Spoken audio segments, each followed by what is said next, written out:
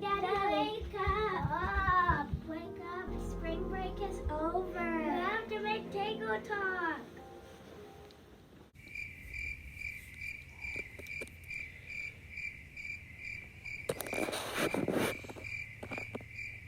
Good morning, Bachman Middle School. Today is Tuesday, April 11th.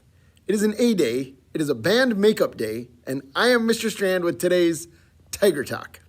Even though you had 6 days off of school, you still know what to do. Please rise as you are able, place your hand over your heart, and respect the flag as we recite the Pledge of Allegiance. I pledge allegiance to the flag of the United States of America and to the republic for which it stands, one nation, under God, indivisible, with liberty and justice for all.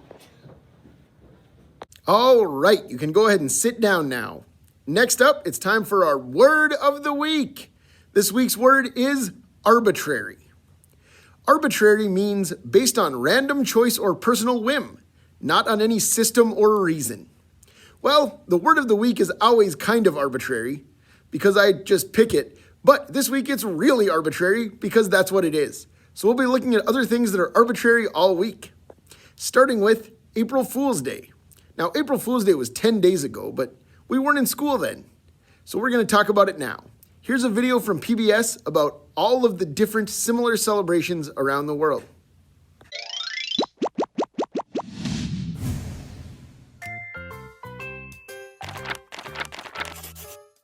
On April 1st, April Fool's Day, friends and neighbors play jokes on each other. Sometimes teachers even try to pull pranks on their students. How did April 1st become a day of trickery and foolishness? Many people around the world have renewal festivals near the start of spring that include jokes and pranks. Americans and Europeans trick their friends into being April Fools. Hindus celebrate Holi, during which they throw colored powder at each other. Persians participate in Dorui Sizda, or the Lie of the 13th, to prank their friends on the 13th day of the Persian New Year, which frequently lands near April 1st. And even ancient Romans marked the start of spring around April 1st with pranks and masquerades during the Hilaria festival. That's a lot of worldwide silliness. Also, I guess I kind of arbitrarily played that on April 11th, but there it was. Finally, here are Mr. Sage and Mr. Thompson to welcome you back to school.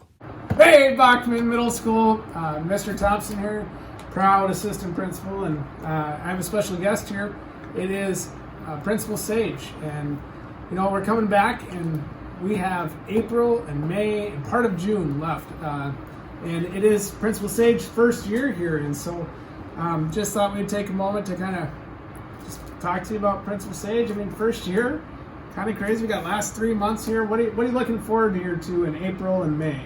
Well, it's been a wonderful year so far, and I will share with you, Mr. Thompson and I were just speaking about how we have genuinely missed having all of you here in the building, especially the last week.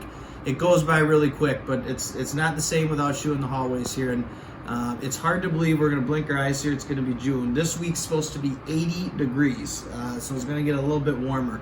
But just thinking about those core values and how we can end the year strong. For many of our 8th graders here, there's a few weeks left of middle school for you, which is, you know, incredible. For some of our 7th graders, you are preparing to be 8th graders and to lead the building. And for our 6th graders, you just finished your first year in middle school, which is truly an incredible accomplishment.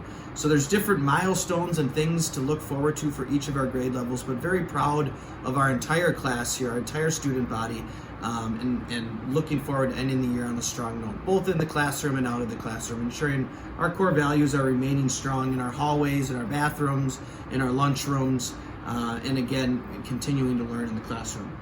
Thank you so much, Mr. Sage and Mr. Thompson. That's all for today. We'll be back tomorrow with more Tiger Talk. See you then.